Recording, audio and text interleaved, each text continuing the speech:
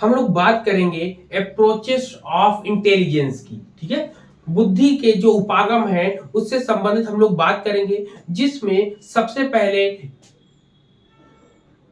आपकी यूनिट्री है। यूनिट्री किसने दी थी? बिने ने दी थी।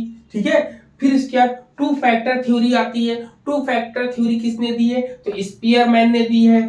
फिर आपका मल्टी मल्टी फैक्टर थ्योरी आती है। तो मल्टी फैक्टर थ्योरी आपका थर्स्टन और थॉर्नडाइक दोनों का नाम आता है, लेकिन एग्जाम में जिसको प्रेफरेंस देना है हमें उसको याद रखिएगा, थर्स्टन को प्रेफरेंस देना है एग्जाम में अगर वो आता है तो थॉर्नडाइक और थर्स्टन दोनों का नाम आता है।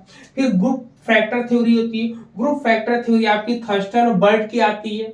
ठीक है, थर्स्टन और बर्ट की आती है। थर्स्टन पहले लगाएंगे, अगर थर्स्टन नहीं मिलता है तो बर्ट को हम लगाएंगे।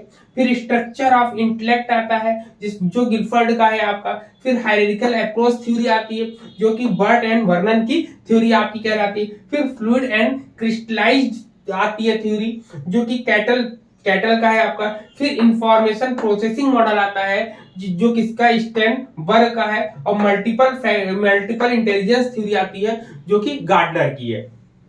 तो आपके एग्जाम में इससे रिलेटेड क्वेश्चन जरूर आते हैं, इसको भी आपको ध्यान में रखना है। ठीक है, इसमें मैचिंग करने का क्वेश्चन सबसे ज्यादा पूछा जाता है, इसलिए इसको आप लोग ध्यान से देख लीजिए और नोट डाउन कर लीजिए।